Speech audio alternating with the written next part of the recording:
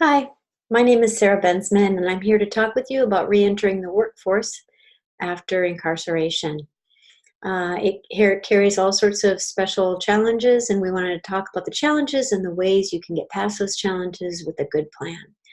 So I'm going to share with you a PowerPoint. Let me just do that and allow you to see that as talk with you. Um, This is for those of you that are at the Swanano Correctional Center. It's and maybe coming up to reentry soon. This is a primer to get you ready for that transition. So, as I said, and as you well know, there is a great challenge facing you.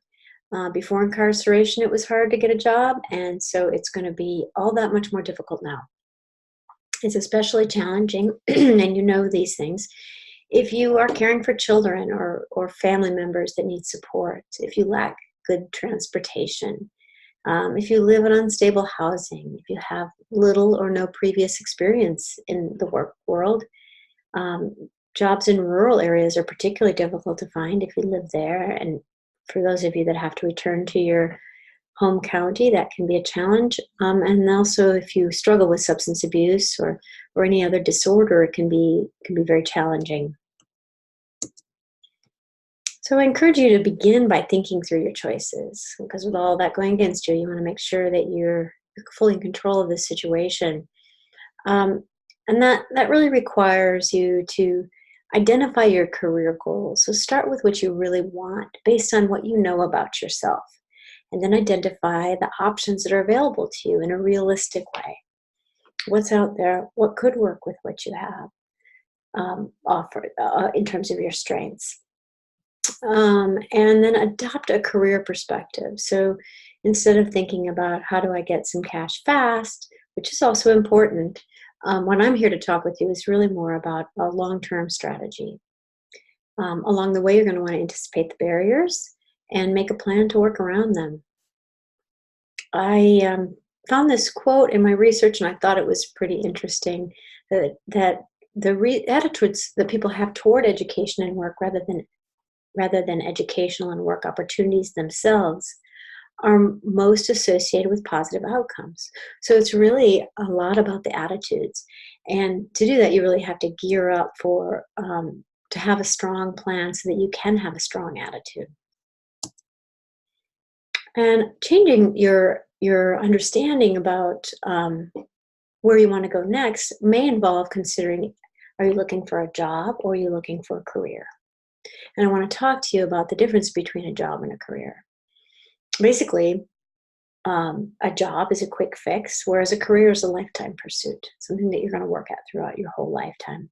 A job is going to cover your short-term goals. A career is really it's a longer-term process.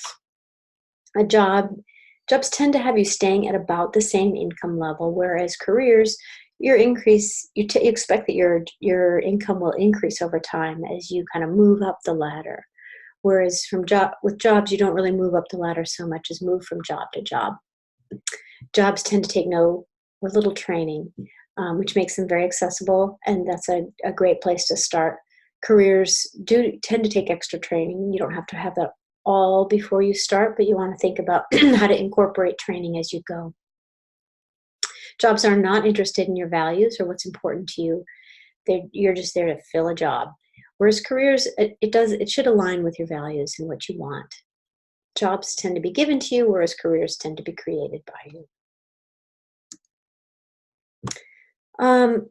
So it's important as you set these career goals for yourself that you really know yourself, and that means knowing what your interests are, what what you what you like to look at, what you like to study, what you like to do, what your character is, what kinds of things fit with how you behave in the world, what your personal strengths are, what values you can bring to a position, and also your vocational value. So, what experiences do you have? How can you see some of the unconventional experiences that you've had as being valuable vocational um, experiences?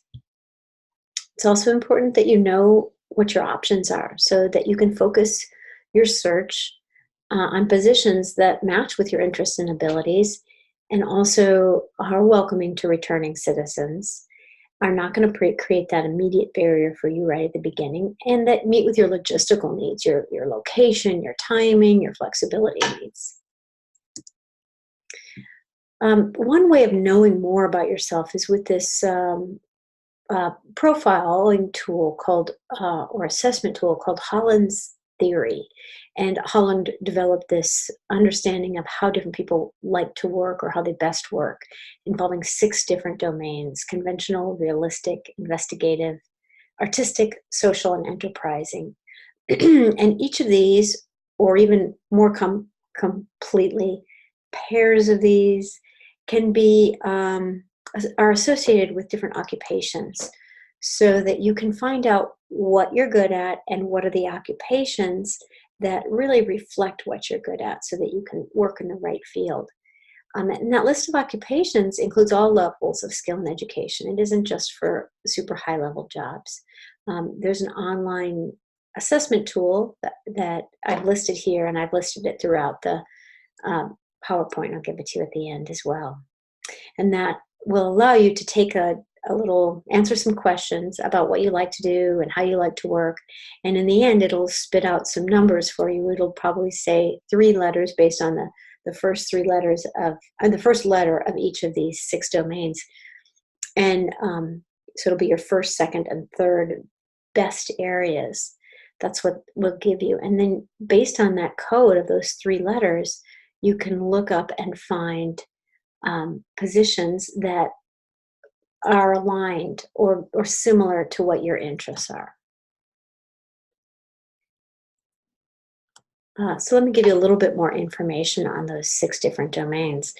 The realistic domain is is the physical domain. It's people who like to use tools, to work with machines, to work with animals. They like to do things hands-on. They tend to be some of the jobs that they tend to have are mechanics, construction workers, forestry, those sort of hand-on positions. Investigative people are people who like to seek solutions through math or science. So they are the scientists and the mathematicians, the computer programs, biologists, researchers. Artistic people, as you can guess from the name, are the creative people who are interested in personal expression. They tend to be unconventional. They are musicians, artists, writers, blanking on other positions like that. That is, okay, so the next position would be social, and that's for people who are more people-oriented. If you tend to like to solve problems through discussion and help others, that's your domain. People who are social tend to be in education or in social services, mental health fields, those sorts of things. Enterprising people are people who like to manage or persuade. They're interested often in making money. They often work in sales and business management. They're often entrepreneurs. And then conventional people are those that are very dependable. They like to just go to work, do their job. They understand it. It's very clear. They follow the rules. They like the dependable paycheck at the end. Often the people who are conventional work in offices. Sometimes they do bookkeeping, calculating, those sorts of things. So as I said, when you do the Holland's assessment tool, you can find out what your area or areas are of interest and jobs that match with that. They're not positions that you could go out and get that job, but they can tell you what kind of career choices you might want to make for yourself. So there are also some barriers that we've talked about, and I'm sure you know these much better than I do, and I'm happy to add on to this list. But these are some that I came up with. That people often face when they are re-entering after being incarcerated. Obviously, some people have a lack of experience or a lack of qualifications. Maybe you didn't have a lot of options before you were incarcerated, and that's part of the issue. There may be no jobs near you, especially, like I said, if you live in a rural area. It's often hard to find jobs that are going to pay well and meet with your qualifications and needs. The whole issue of the box and the social stigma kind of are all lumped together. The box being the box that you might have to check. Probably in North Carolina, you will have to check a box because it's still legal to ask that question on job applications whether you have a felony. And I don't know. Of course, each employer deals with that differently, but it is still legal in North Carolina to have that box on the ask that question of applicants or have that on the job application. And associated with that is the social stigma. So maybe you feel like they're going to discriminate against you, even if you have the qualifications, or that others may look down on you for having a felony or having been incarcerated. And that is only increased if you happen to be a member of a discriminated against racial or ethnic group, or if you have physical or mental health disabilities. That can really add to that stigma. There are barriers due to childcare. I think the majority, I believe it was over 60% of incarcerated women have children. So childcare is an issue for many of you. And that can pose a big barrier to figuring out who's going to take care of your kids while you earn the money. Transportation is a barrier if you have physical disabilities. But again, one of the biggest issues is this kind of stinking thinking, believing that you won't be able to make it. And I add this to that list because I want to make sure that you address that one just like you would address your issues around transportation or childcare.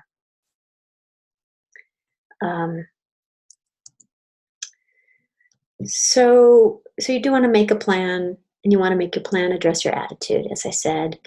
I think some steps that you can take to look at that are to really explore what are your personal barriers. What comes up for you when you consider what it is to go back to work? Maybe it's emotional. Maybe it's a sense of low self-esteem, like fear that you might not be able to be worthy of the job that you want, or something along those lines. Maybe it's drug use. Whatever it is, your personal barriers, make a list of each of these things so that you can address them and be aware of them. And also make a list of your personal strengths. What are you personally good at? Are you generally just enterprising and you know how to make things happen? Do you enjoy people? Are you logical? Are you a team player? Do you like to join in and help others? Or what motivates you is the third list I'd like you to make, which is so that you know what's going to keep you going when you do hit these barriers and when it does become difficult. Maybe it's your family or your faith. Maybe it's being a role model to your children. Whatever that is, consider what motivates you and make that list so that you can return to it as things get more challenging. Also, in making a plan, I want you to consider what you can do while you're still in the corrections facility, so that you're using up all the resources and time that is available to you now. Again, I'm going to ask you to encourage you to assess yourself with the Hollins profile that I provided you, and also to, as I said, reflect on your own strengths and challenges. I encourage you to learn about the job market. What's out there that fits with your strengths? What are the positions the types of careers that work well with who you are? What are some employers out there that welcome reentries? There are many of them that either because they choose to for personal or moral reasons, or because they get the tax benefits. There are employers who welcome. And what training are you going to need to get those positions? Start to form the needs list. And then third, start to build some career skills. This is an opportunity, if any of this is available to you, and I'm not quite sure what is available there, but to search for some jobs online, begin to learn how to do that, practice doing that, practice in learning how to write a resume. That's going to be valuable to you. Learn how to interview well. Can't stress enough how important it is that you convey yourself strongly, because that can override whatever else is written about you. So if you can, or whatever else, what other box you check, rather.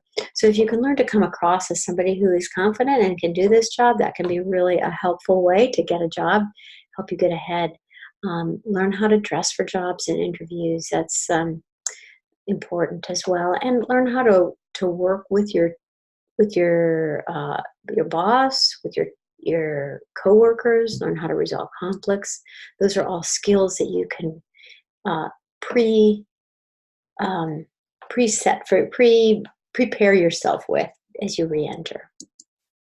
Also, before your release, consider some actual career trainings that can help you. Some concrete things. Maybe it's a GED or vocational skills, or maybe it's a set of interpersonal skills. Maybe you want to learn how to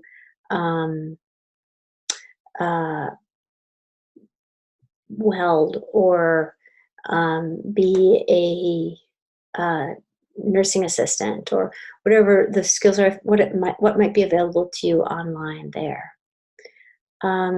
Setting yourself up for success. You want to establish a support network, because you're not going to be able to do it alone, and it's going to require more than just one or two people helping you get through this process.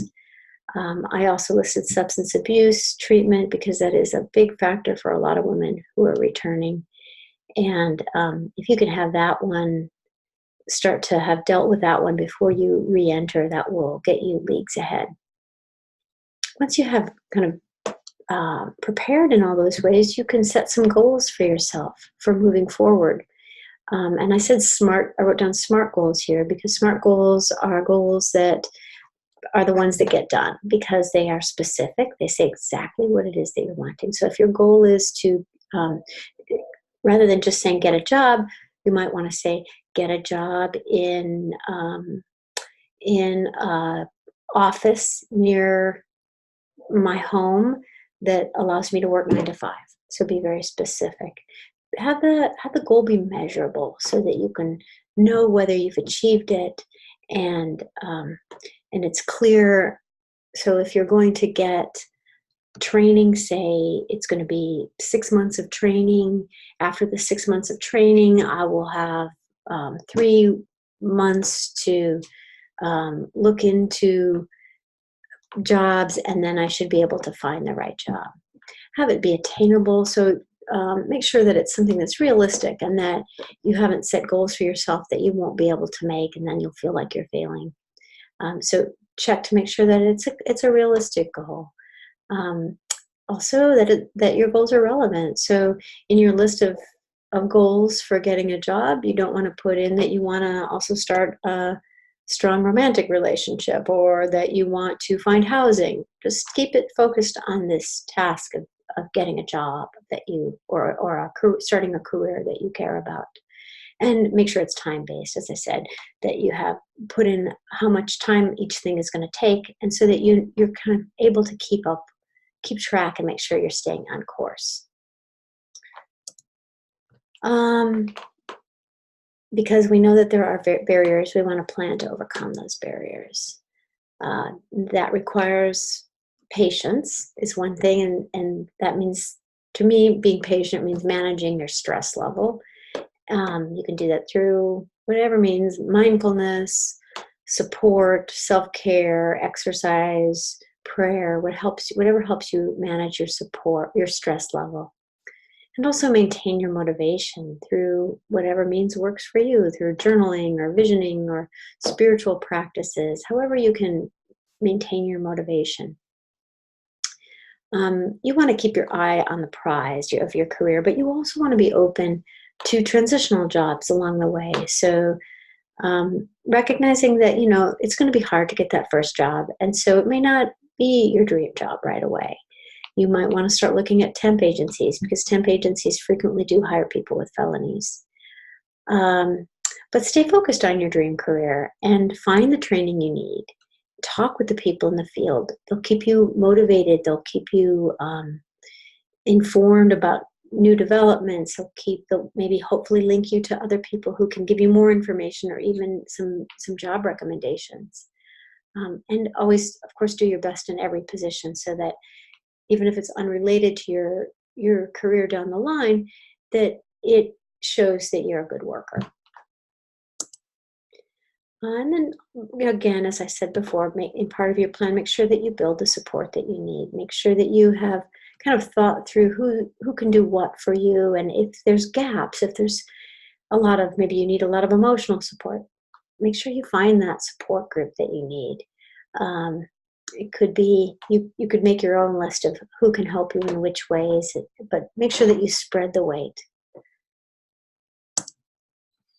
There is quite a bit of support in our community here. The Buncombe County Reentry Resource Hub is a great resource. It's online, and they will link you to a number of different programs. I've listed a few here, but they have more that are on their link.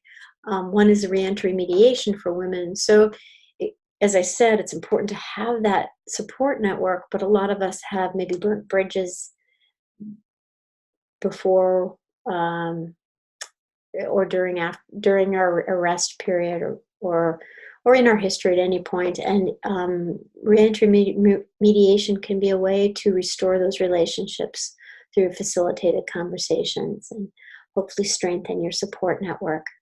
The Offender Aid and Rehabilitation or of North Carolina offers some, as it says, aid and services to people who are reentering. Sunrise Community and Recovery and Wellness also does. Project Reentry has a number of different, so all of these are additional resource hubs.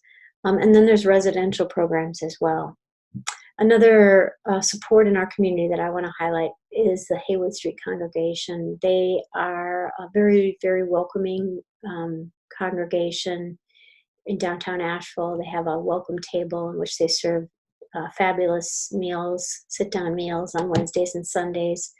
And they also offer clothing, haircuts. They have all sorts of support groups. They have they're just supportive of pretty much anybody wherever they are at in their place in life. And then there's some general online resources. The National Reentry Resource Center is it's a list of providers who provide a whole range of different needs, not just job-related needs, housing, employment, family reunification. The next three all provide job listings. The Jobs for Felons also offer some legal representation if needed. Career One Stop offers some pretty good skill development tools, like some videos about how to prepare a resume, that sort of thing, specifically for people who are reentering. And exoffenders.com has this felony-friendly employers list. Now, all three of those, I know the ex-offenders, and I think the other two are nationwide lists, but you might be able to hone down, I think, on these top two, on Jobs for Felons and Career One Stop. You can look more specifically, at least in North Carolina. I don't know how specific they get regionally. And the California Career Zone is, as I said, that I just wanted to add that because that's the Holland interest profile that I mentioned earlier. And there's my list of references for the information that I used to prepare this presentation. And I hope it was valuable to you, and I thank you very much. Good luck to you.